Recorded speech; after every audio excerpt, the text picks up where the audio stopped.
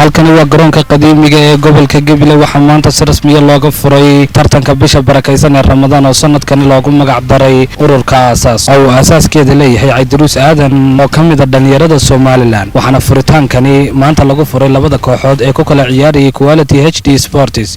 iyo kooxda ku ciyaaraysay Goris Mineral Water waxaana ay guushu halkaasi ku raacday kooxda ku ciyaaraysay magaca Golis waxaana ugu horeynba halkaasi ka hadlay gudoomiyaha xiriirka kubadda cagta ee gobolka Gabiley Cabdiraxmaan Jaamac Dhaylaad waxaanu joognaa garoonka weynaaye magaalada Gabiley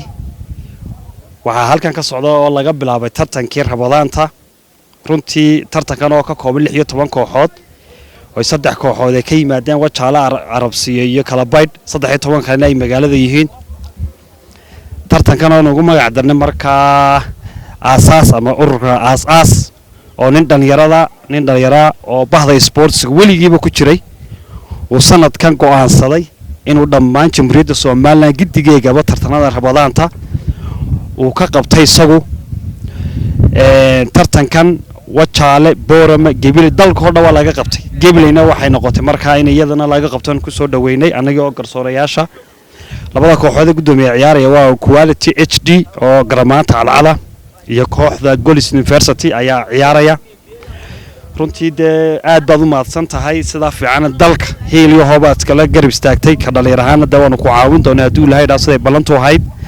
waan kugu soo dhaweynayaa haduu Ilaahay maadaama time ku kooban yahay kelmadaada furitaanka gudoomiyaha ku soo dhawow sidoo kale waxa halkaasi ka hadlay gudoomiyaha urur siyaasadeedka Aasaas Cabdiruus Aadan waxaana hadaladiisii kamid ahaa bismillaahir rahmaanir rahiim alxamdulillaahi rabbil caalamiin halkan waxaan maanta uga mahadnaqayaa guud ahaan haweynta gobolka Gabiley waxaanu maanta halkan ku daafuraynaa koobkii Ramadaanta ee Aasaas Gabiley Ramadan Cup sharaf iyo wanaag bay noo tahay waxaan halkan uga mahadnaqayaa dhammaan guddidii soo qaban qaabisay ka shaqeynayay koobkan kulli bahda sportskan ka tirsanaa iminkana waan ka tirsanahay idamka Ilaahayna waxaan rajaynayaa sanadka maanta guusha layla garab istaago layla baaciyo ana inaan hiil iyo hoob in la garab istaago oo waxba in kala hadhin kulli duruuftii anaga garoomada nagu haysatay baa wali dadka ku haysata dhalinyarta urur siyaasadeedkayga Aasaas wuxuu taagan yahay inaynu soo saarno sida iskuulada loo tago ee buug iyo qalinka loo qaato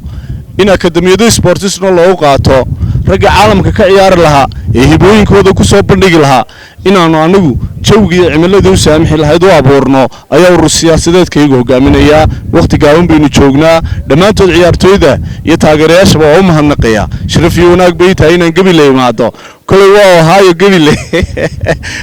idinka Ilaahayna waa li taageeri doonaa